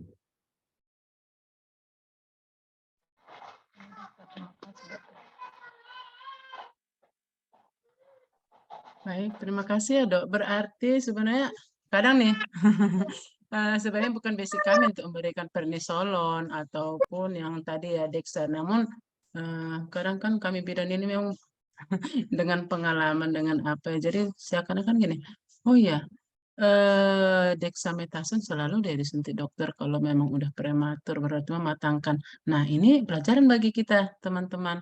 Ternyata tidak selamanya kalau memang langsung dikasih dexamethasone itu menjadi penolong. Itu berarti kita lebih hati-hati sekali. Nah, seperti gitu ya. Jadi yang ingin saya tanyakan dok, kalau kami nih dari klinik nih, berarti kalau kami yang dari klinik memang harus nggak boleh ya sebenarnya kami memberikan dexamethasone itu ya dok? Ya kalau misalnya memang ada indikasi dan memang biasanya untuk ini ya biasanya metil dan lain-lain itu biasanya diberikan sama dokter obgyn itu ketika dia mau persalinan supaya waktu dilahirkan secara seksio itu si anak nggak kaget lagi bernapas. Itu biasa saya dapatkan situ. Tapi saya sebagai dokter umum itu tidak ada indikasi, tidak pernah ada diajarkan selama SOP itu pemberian dexamethasone dan golongannya itu untuk persalinan. Jadi jangan dicoba-coba ya.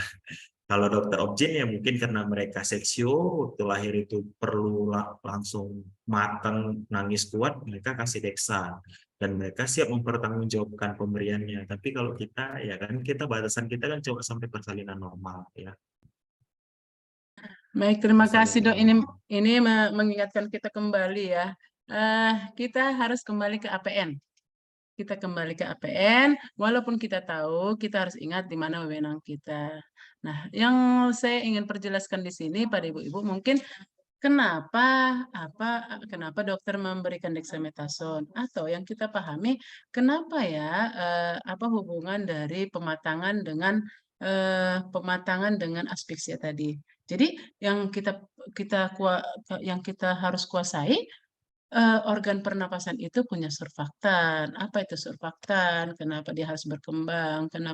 Nah itu yang fisiologis dari pernapasan itu yang harus kita tahu agar nanti kita paham ini kira-kira memang udah sesak napas atau gimana nih untuk menandai gimana yang udah tadi yang sudah yang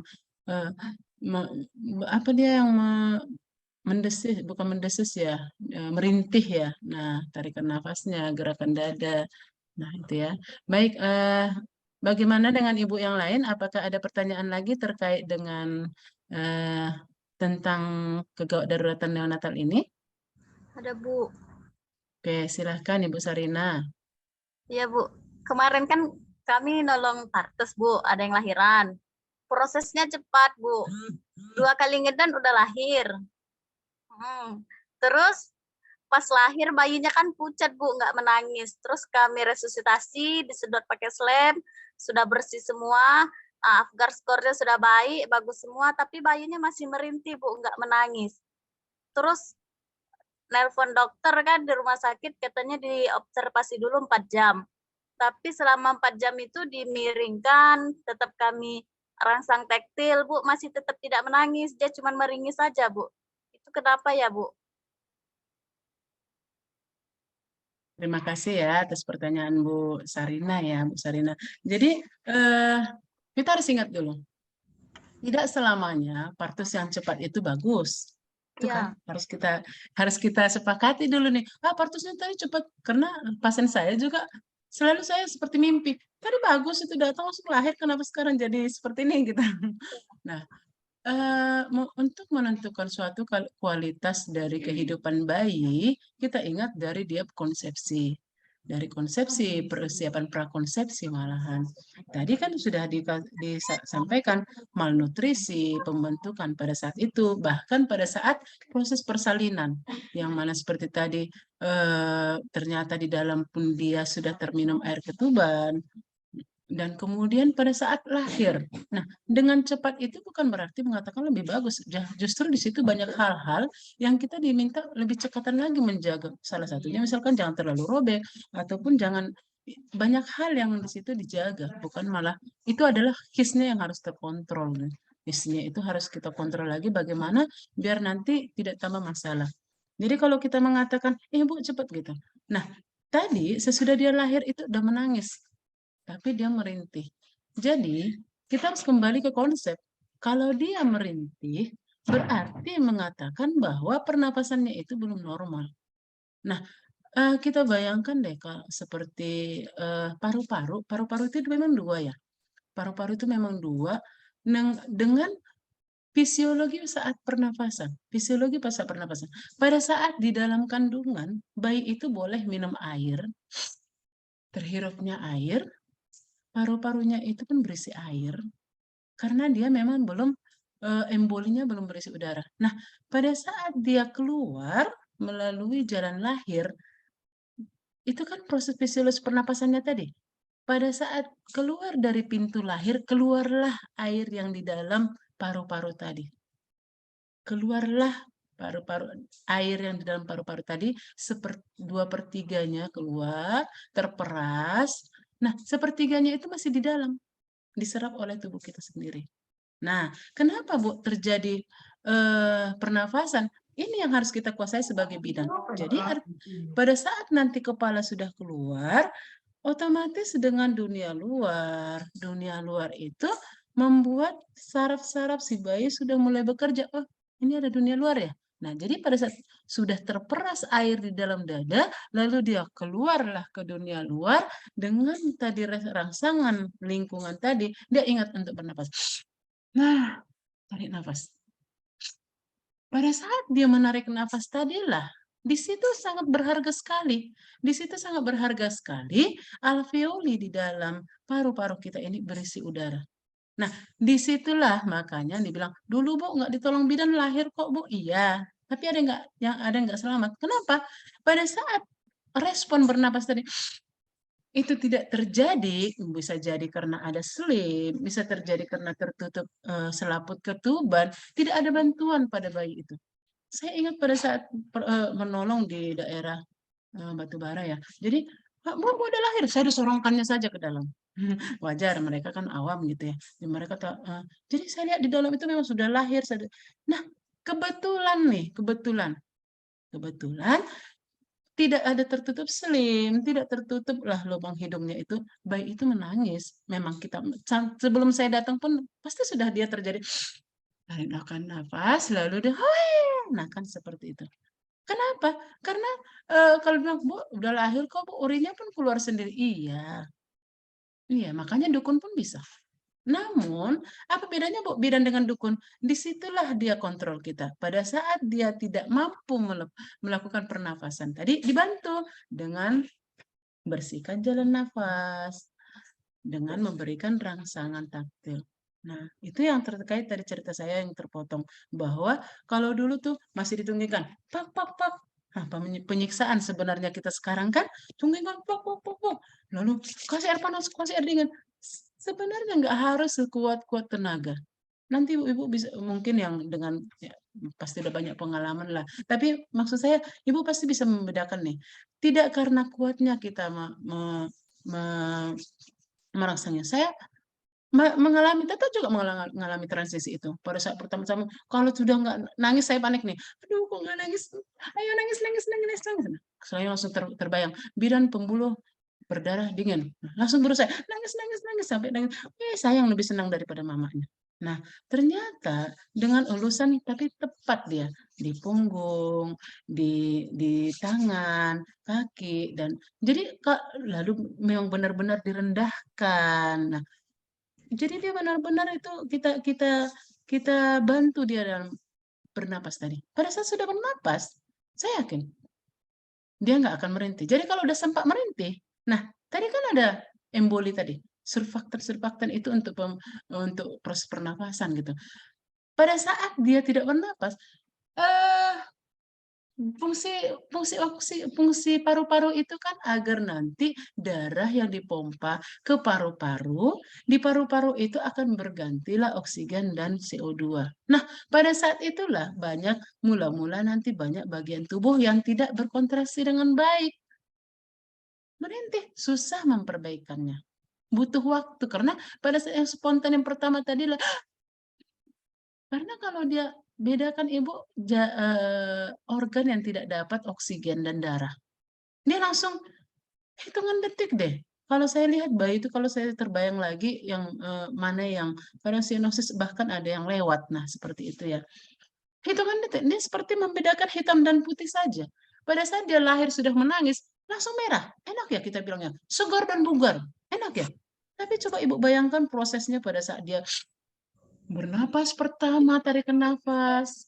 Kemudian sudah bernapas seperti itu, berarti berjalanlah semua oksigen dan darah tadi dan mengalir ke seluruh tubuh. Kalau itu tidak berjalan, berarti ada sebahagian yang tidak normal.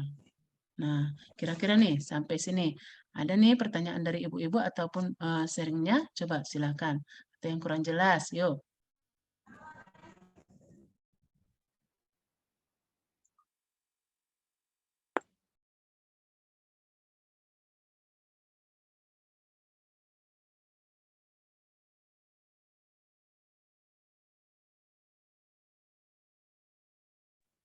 Izin bertanya, Bu. Silakan, Bu. Gini, Bu. Pada pasien... Oke, silakan. Puasakan, Bu. Berapa jam itu, Bu, pemberian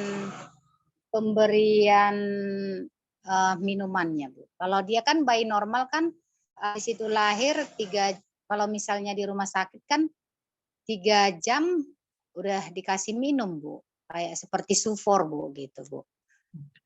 Berapa jam ya, Bu? Kayak kalau bayi baru BBLR itu, Bu. Di rumah sakit dipuasakan itu, Bu. Oke ya, Udah di rumah sakit. Udah 3 kali, Bu, pasien saya yang prematur meninggal, Bu. Yang saya rujuk ini meninggal, Bu. Padahal nyawanya di rumah sakit itu tahan hidup sampai 4 hari, Bu. Atau karena ada faktor dipuasakan itu, Bu, minumnya, Bu, atau gimana ya, Bu? Oke ya, nanti kalau soal yang lebih detail nanti kita tanya sama dokter ya. Tapi nih kita sebagai bidan dulu yang harus saya perjelas. Terkait dengan ASI, kadang kita kan hampir dilema nih, ASI eksklusif dengan udahlah, yang penting kan dia kok nyusu. Kalau udah kita kasih tuh dodot, dia habis 30 cc itu, tenang kali rasanya hati ini, gitu ya Bu ya? Ada kan? Atau rasa atau kalau kita nggak ngasih langsung marah nih keluarganya, Bu kasihlah minum. Nah, saya juga merasakan hal itu. Nah, ternyata sesudah kita pahami dari secara teori, lambung bayi itu sebesar guli. Jadi itu dulu. Kenapa ini harus saya perjelas? Kita adalah nakesnya. Kita adalah yang menjadi sumber edukasi. Sedangkan kita aja susah berubah. Saya terserang. Saya kalau nggak ada dasar, saya nggak mau berubah. Bahkan obat-obat pun saya terbiasa itu aja. Kalau nggak ada, susah berubah yang lain gitu. Tapi karena kita dapat dasar gitu ya. Jadi lambung bayi itu sebesar guli, Bu. Bu, kenapa 30 cc saya kasih dodot habis? Benar, habis. Pada saat kita memberikan minuman 30 cc masuk ke dalam mulut. Namun, seandainya nih, tubuh bayi itu seperti kaca, ibu bisa lihat itu susunya kemana, ibu pasti nggak tega ngasihnya lagi. Dia keringatan, Bu, dia senang, iya benar. Dia pada saat masuk ke lambung, dia akan merembes. Kenapa? Itulah alasan dari kita tidak boleh memberikan selebih dari 6 bulan itu. Karena belum sempurna pembentukannya. Jadi masih merembes. Lalu gimana, Bu? Kan ASI-nya belum ada. Kalau mau dikasih ASI yang normal saja lah. Jangan dulu yang misalkan tadi yang prematur atau apa. Yang normal saja gitu ya. Lalu kalau memang dia ASI, kita paham nih. Kadang kita karena katanya nggak keluar, kita pompa atau apa, kita tampung. Benar dia dapat setengah ujung. Pada saat ANC kan dia ASI sudah keluar sebintik. Kan ASI sudah keluar. Pada saat sudah melahirkan, ya mau susui. Lalu kita andaikan kita tampung pun udah pakai pompa, dia paling seujung sendok. Namun kita harus pahami nih, ini yang harus kita edukasi pada ibu. Walaupun dia seujung, walaupun dia hanya 1 sendok teh yang tidak penuh dengan lambungnya sebesar guli, itu termasuk langsung sari-sari. Sari-sari yang kita bandingkan tadi yang 30 cc itu, kalau sudah diminum oleh bayi, lalu di dalam itu diproses lagi, diperas lagi, zat gizinya ya memang nggak sampai segitu. Jadi kita harus kembali ke basic. Pada saat kita memberikan ASI yang 3 hari pertama, dia bisa melindungi bayi sampai 6 bulan. Jadi kalau sampai kita memberikan ASI eksklusif sampai 6 bulan, itu bisa melindungi dia sampai 5 tahun. Ini yang harus kita sampaikan. Nah, benar, kita pasti berhadapan dengan masyarakat. Saya juga merasakannya. Saya pernah, mula-mula. Ibu, kita ASI eksklusif ya. Ya, kita di kampus kita menerapkan itu. Artinya sama seperti ini. Kita juga kan dari tahun 2012 sudah mengajar gitu ya. Ayo, ASI eksklusif, ini dasarnya. Nah, ternyata nggak semudah itu melakukannya. Saya coba, saya kena juga sekali. Lalu, ya pasien pasti ya, ibu juga merasakan. Pasien pasti merasakan, mengatakan, bidanlah semuanya. Pokoknya apa kata Bu Bidan, saya ngikut deh. Ya kan? Artinya pada saat kita mengatakan, dia pasti ngikut karena dia sudah ANC sama kita, melahirkan, sepertinya kita ini yang menolong dia lah dalam berbagai. Nah, pulang nih pasiennya. Benar, di klinik saya nggak, notabene kita pasti ada persiapan susu sebenarnya, tapi kita kan niat nih berubah nih gitu ya. Bu, kita pakai ASI eksklusif ya? Iya. Gimana, Bu? Pokoknya Ibu jangan kasih susu botol, Ibu pakai menyusuin aja. Iya, dibawanya pulang, 6 jam kan? Nah, oke, pulang. Lalu kita datang mandikan bayi. Bayinya tahu apa yang terjadi? Kuning, oke, belum 7 hari boleh. Lalu dia akhirnya tidur aja. Lalu kita tanya, Bu, bayinya kenapa nggak disusuin? Dia tidur aja, Bu. Jadi saya senang lah, bisa nyuci, bisa masak, bisa ini. Ibu tahu apa yang terjadi? Itu sudah mulai tanda-tanda bayi malas minum. Untuk masih hari pertama. Nah, berarti di dalam memberikan ASI tadi eksklusif tanpa memberikan susu botol tadi, harus ada lagi keterangan bahwa semau bayi, sedangkan susu saja yang kita formula, kita kasih 2 jam. 2 jam, setiap 2 jam kita, Bu, tiap 2 jam ya, 30 cc, gitu kan? Nah, pada saat kita berarti memberikan ASI eksklusif, semau bayi bukan sampai berjam-jam. Dan bahkan kalau tidak mau bangun, tidak mau dia tidur nih, ya memang harus kita bangunkan. Bangun. Susu. Jadi tugas ibu itu yang postpartum bukan mencuci, memasak. 40 hari untuk pemulihan diri dan khusus bayi itu saja yang dipegangnya. Nah, seperti ini. Jadi kalau terkait dengan pertanyaan Ibu tadi, Bu, pasien saya yang prematur 3 orang dipuasakan, tapi dia exit akhirnya. Misal nih, kita nggak boleh langsung vonis bilang karena dipuasakan ya Bu. Apalagi kita bukan wewenang kita menangani yang sudah prematur ataupun yang restis seperti itu. Tingkat rumah sakit mereka pasti sudah ada SOP. Seperti tadi yang tadi narasumber kita saja yang masih setara dengan dokter umum sudah sampai menyatakan bahwa banyak faktor yang menyebabkan bayi itu seperti tadi ternyata kuman. Kita sepele kan kuman. Saya tadi disterilkan kok Bu alatnya, kita kan hanya itu. Kita nggak tahu tempat tidurnya tadi tiba-tiba lewat kucing misal, ataupun pasiennya belum cuci tangan, dari WC atau dari mana letak misal. Artinya kita kalau di rumah sakit di ruang operasi itu pasti bisa dinyatakan steril pakai sinar ultra. Nah kalau kita hanya ingat itu. Nah baik, nah ini pertanyaannya kita lanjut ke dokter ya. Tadi terpotong tadi dok, saya tidak berani jawab. Ya, apakah Pak? Tadi kita lanjut ya Bu.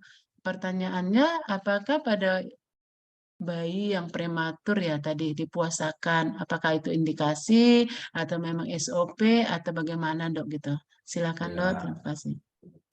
Jadi kalau misalnya bayi ada dipuasakan ketika dia lahir, ya itu sebetulnya ada beberapa literatur yang bilang bahwa bayi mungkin akan menyesuaikan dulu lingkungan yang baru dengan lingkungan yang ada di dalam perut ibunya. Jadi kan selama dia waktu di dalam perut itu kan semua nutrisi itu kan langsung masuk melalui plasenta, ya. Sedangkan ketika dia di luar tubuh itu kan dia harus lebih memasukkan nutrisi dari luar, yang paling dekat adalah ASI ibunya gitu. Ya sebetulnya memang bayi ya baru lahir itu memang dipuasakan dulu lah, ya dipuasakan, prematur dipuasakan karena takutnya yang kita takutkan itu ada kelainan-kelainan kongenital ya seperti ada atresia esofagus atau apakah yang kita belum bisa deteksi, sehingga takutnya nanti kalau masuk makanan terjadi aspirasi ya jadi repot gitu ya, jadi malah pneumonia dan lain-lain ya. Kita harus ukur dulu nih ya, si anak mampu atau tidak makan langsung melalui ini ya, melalui mulut. Kalau nggak mampu ya harus kita pasang selang yang untuk memastikan bahwa makanan itu masuk ke dalam lambungnya langsung tanpa ngelewatin tempat-tempat yang lainnya ya, seperti itu. Tapi ya sebisa mungkin ya kalau dia memang nggak ada masalah, dia nggak prematur dan lain-lain, biasanya anak itu langsung dilakukan inisiasi menyusui dini yang banyak manfaatnya. Pertama, biar si ibu langsung bisa merasakan kasih sayang ya, langsung gitu, langsung nangis biasanya ibunya ketika melakukan inisiasi menyusui dini ya. Kemudian ngajarin anaknya untuk mencari puting ibunya seperti itu. Tapi kalau khusus bayi prematur memang nggak ada tempat pemberian ASI langsung ya, karena dia biasanya nutrisinya melalui NGT ya, gara-gara itu dipuasakan seperti itu.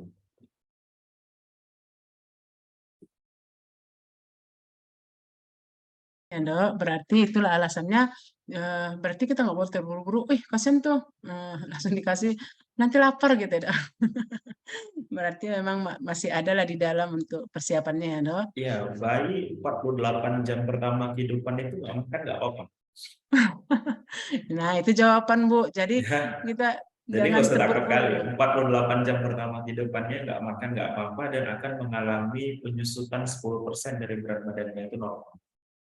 Jadi misalnya lahirnya itu 2,5 gitu, terus setelah berapa hari nyusut gitu jadi 2,3 kilo gitu, itu normal, nyusut ya. Tapi 48 jam pertama itu nggak makan nggak minum berapa. Itu istilahnya batas survivalnya gitu. Tapi biasanya kan nggak dikasih makan cuma 12 jam aja puasa normal seperti itu. Baik, terima kasih dok. Bagaimana ibu-ibu? Apakah masih ada? Nih boleh nih yang ditanya itu bukan hanya yang prematur. Kita kan tadi masih tentang topik neonatal ya. Waktu kita 3,5 jam nih bersama dengan dokter. Coba nanti tentang yang lain juga boleh. Tapi neonatal. Misalkan hipotermi. Kenapa nih tiba-tiba hipotermi itu jadi pembunuhnya tinggi juga. Padahal sepele ya hipotermi. Nah seperti itu. Oke silahkan. Ada dari pertanyaan dari ibu-ibu?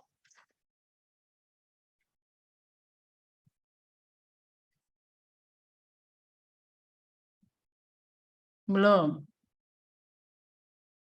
Bu, saya mau Ya. bertanya. Oke, silakan. Pasien saya itu kan kemarin KPD. Ada 3 orang memang Bu KPD kan. Belum waktunya lah untuk lahir. Tapi kan dia masih BBLR ya kan. Nah, sampai di sana yang saya rujuk itu ke rumah sakit memang dipuasakan. Nah, udah dipuasakan, itulah Bu. Kira-kira 2 hari memang dikasih lah memang apa Bu, cairan dari NGT. Mungkin satu karena apa ya Bu ya, karena jantungnya itu belum cukup matang ya Bu ya.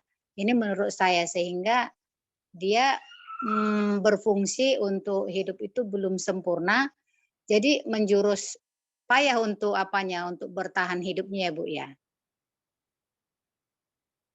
Atau karena mungkin dari kondisi jantungnya ya Bu ya, belum cukup matur sehingga bisa cepat dia meninggalnya gitulah Bu.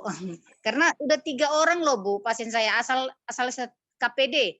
Oh pasti ini meninggal ini saya bilang. Betul Bu, karena saya sendiri berpengalaman, anak saya pun KPD juga Bu. KPD saya pas saya berumur 36 tahun Bu, anak saya KPD juga. Saya lahir dengan anak saya KPD. Jadi saya nggak mau apa Bu ke rumah sakit. Pasti ini nanti bakal dioperasi saya bilang kan. Jadi saya bertahan 3 hari di rumah.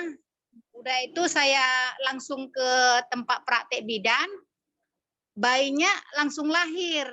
Udah langsung lahir, memang bayinya ini ya masih biru-biru, baru berat badannya pun rendah, dirujuklah ke rumah sakit. Udah dirujuk ke rumah sakit, itulah dipuasakan 2 hari. Udah 2 hari, jadi saya bilang, tolonglah dulu Bu dikasih minum. Oh tidak boleh, ini anjuran dari dokter harus dipuasakan. Ini kan bayi saya kan bisa saya apa, saya bilang, tolonglah dulu kasih. Dikasihlah Bu sedikit sekitar 20 cc dia minum kan, udah 2 hari 20 cc, baru ada perasaan segar Bu bayinya itu. Jadi mau ada pergerakannya aktif. Setelah itu dipuasakan lagi Bu sama orang rumah sakit. Dari situlah Bu pasiennya bayi saya itu meninggal Bu gitu Bu.